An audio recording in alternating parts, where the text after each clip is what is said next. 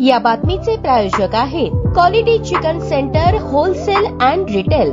आमचा पत्ता new तिरेगाव forest व फिश मार्केट फॉरेस्ट, सोलापूर जिल्ह्यातील 54 ठिकाणी मोठ्या प्रमाणावर हातभट्टी तयार केली जाते। हा अवैध व्यवसाय आता पारंपरिक झाला असून एका पिढीनंतर आता तरुणही या अवैध व्यवसायात उतरले आहेत। तरुणांच्या हाताला कोणता रोजगार नाही, बँकांकडून अर्थसहाय्यही मिळत नाही, त्यांच्यात शिक्षणाचा अभाव, सरकारी नोकरीबद्दल माहिती नाही, रोजगार मेळाव्यांबद्दल अनभिज्ञ असल्याची कारणे आहेत। त्यामुळे शेकडो तरुण हातभट्टीच्या अवैध व्यवसायात उतरत आहेत। पूर्वी त्यांच्यासाठी रोजगार मेळावे व्हायचे, पण आता त्यासाठी पोलिसांचा पुढाकार दिसत नाही। तत्कालीन पोलीस अधीक्षक तेजस्वी सातपुते यांना त्यांच्या परिवीक्षाधीन कालावधीत बोळेगाव तांडा असो की सोलापूर जिल्ह्यातील हातभट्ट्या गुन्हेगारीचे मूळ असल्याची जाणीव झाली होती। काही वर्षांनी त्या सोलापूरच्या पोलीस अधीक्षक झाल्या, त्यावेळी देखील ही ओळख तशीच होती। या अवैध व्यवसायामुळे अनेक तरुणांचे आयुष्य उद्ध्वस्त होत असल्याने त्यांनी सप्टेंबर 2019 मध्ये ऑपरेशन परिवर्तन राबवण्याचा निर्णय घेतला। हातभट्टी निर्मिती आणि विक्री होणाऱ्या गावांची माहिती त्यांनी संकलित केली, त्याचा कृती आराखडा तयार करून त्यावर बारकाईने काम केले आणि या अवैध व्यवसायातील तरुणांसाठी, महिलांसाठी त्यांनी मार्गदर्शन शिबिरे, स्वयंरोजगाराचे धडे, बँकांकडून अर्थसहाय्य, रोजगार मेळावे असे उपाय केले। त्याला यश आले आणि 700 पेक्षा जास्त लोकांनी हा अवैध व्यवसाय सोडला। पण पुन्हा हातभट्टीचा अवैध व्यवसाय जोमाने सुरू झाला आहे। त्यातून अनेक विवाहिता विधवा झाल्या, अनेक कुटुंबातील तरुण मयत झाल्याने म्हातारपणी आई वडील निराधार झाले, तंटामुक्त गावांमध्ये वाद सुरू झाले, गुन्ह्यांची संख्याही वाढली। या पार्श्वभूमीवर पोलीस अधीक्षक हे हातभट्टीच्या अवैध व्यवसायातील तरुणांसाठी रोजगार मेळावे घेणार का, याकडे सर्वांचे लक्ष लागून आहे।